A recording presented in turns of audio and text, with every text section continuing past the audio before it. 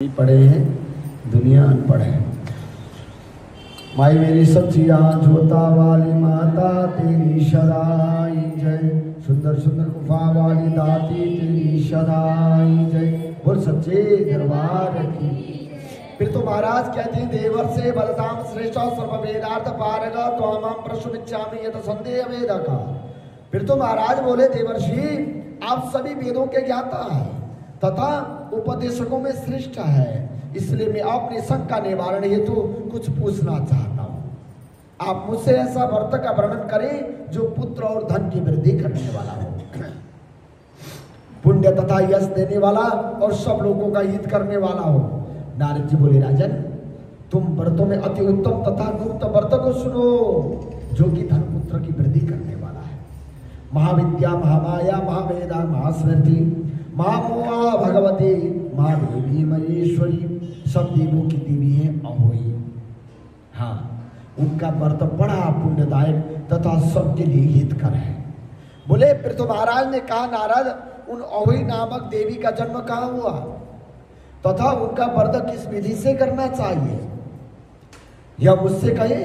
नारद जी बोले राजन पहले कलियुग में अकाल मृत्यु से ग्रसित होकर मनुष्य पशु तथा पक्षी भारी विनाश को प्राप्त हो गए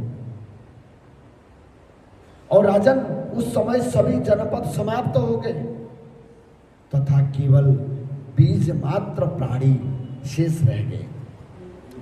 तब सब लोग ने एकत्र होकर वेदज्ञ ब्राह्मणों से इस प्रकार पूछने लगे, हे ब्राह्मणों हमें क्या करना चाहिए। बड़े चिंतित हो गए। उस समय वेदज्ञ वेद को जानने वाले ब्राह्मणों ने बारंबार शास्त्रों को पलट पलट कर देखा। अकाल मृत्यु को शांत करने के लिए एक अहोई नामक महादेवी की आराधना करने का उपदेश उन्होंने किया।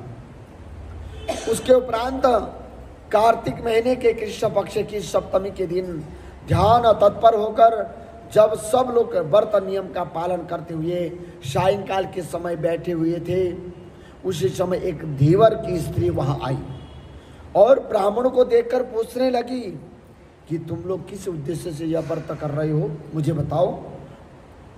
तब उन श्रेष्ठ मनुष्यों ने कहा यह व्रत अकाल मृत्यु को दूर करने वाला है। यह सुनकर वह स्त्री भी वहीं बैठ गई।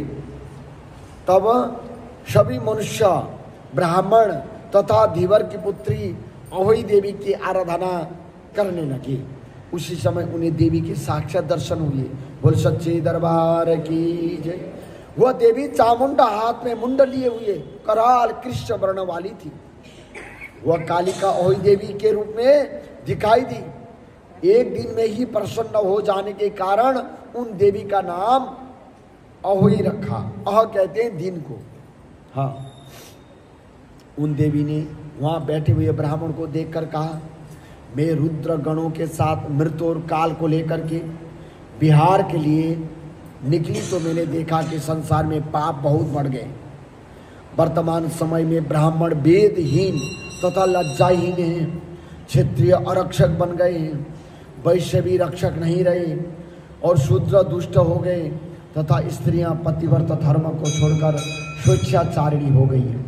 पाप की यह घोर तथा भयानक स्थिति अधर्म और अयज्ञ और अहोम तथा निर्लज्जता को देखती हुई मैं जब यहाँ पर आई तो कार्तिक के महीने के कोटि पुण्य फल देने वाले व्रत को मैंने देखा।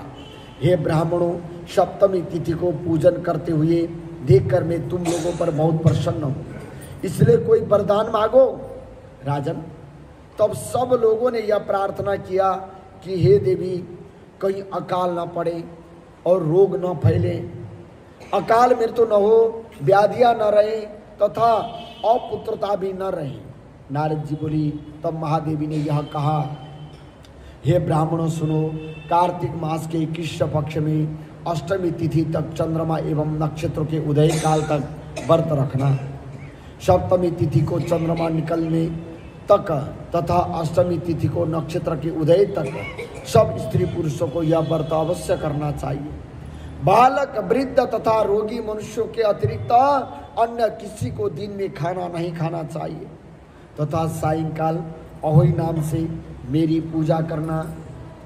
देवी माँ ने कहा, मनुष्य को मेरी प्रतिमा बनाकर घर को गोबर से लिपना, दीवार, स्तंभ अथवा मंडप में 4 रंग काला, पीला, सफेद तथा नीला, इनसे चंद्रमा की गोलाई जैसा मेरा चित्र बनाए तथा पूरी, खीर, पुष्प तथा धूप आदि से मेरा पूजन करें। कंद मूल तथा ईख से पूजन करें। ऐसा करने वाले सभी लोग समस्त सुखों को प्राप्त करेंगे। न कहीं अकाल मृत्यु होगी और न व्याधि तथा दुर्भिक्ष होगा। इस प्रकार की पूजा से सब लोग प्रसन्न बने रहेंगे। हे राजन, यह सुनकर सब लोग उस व्रत को करने लगे। तब धीवर कन्या ने हाथ जोड़कर इस प्रकार कहा, हे देवी, आप महादेवी हैं, हम नीच जाति के लोगों को भी बचाइए। यह सुनकर महादेवी अहोई ने कहा, तू मेरी भक्त है, इसमें संदेह नहीं। इसलिए मैंने जो विधान पहले बताया है उसी प्रकार मेरी पूजा करना। पूजा की समाप्ति पर जब सब लोग तेरी संतान को पूजेंगे तभी उनकी पूजा सफल होगी, अन्यथा नहीं।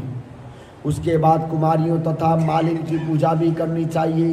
नारद जी बोले, राजन, यह क्या कर देवी अंतर्धान हो गई। तभी से सब मनुष्य अहोई का व्रत करने लगे। इस समय तुम्हारे स्नेह के कारण मैंने इसे कहा है। सभी गृहस्थों को यह व्रत अवश्य करना चाहिए।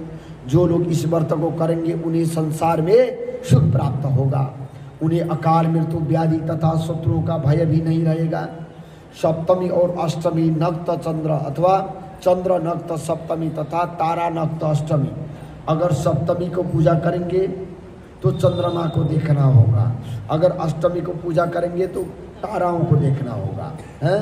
और दोनों दिन कर सकते हैं। हे राजन, ये दोनों ही तिथियां व्रत के लिए एक जैसी हैं। नारद जी बोले, तुमने जो मुझसे पूछा वह सब अहोई व्रत के जन्म, प्रसाद तथा उसकी विधि मैंने तुम्हें बताई। अब तुम मुझसे क्या सुनना चाहते हो? कार्तिक मास के व्रत का महात्म्य और किसे सुख नहीं देता। कार्तिक मास में अहोई देवी की व्रत जैसा कोई दूसरा व्रत नहीं है, जो केवल एक दिन उपवास रखने से ही अकाल मृत्यु आदि का नाश कर देता है। अहोई देवी का व्रत कार्तिक मास के कारण ही प्रभावशाली है और कार्तिक जैसा महीना न कभी हुआ और न कभी भविष्य में होगा। बोली अहोई माता की जय।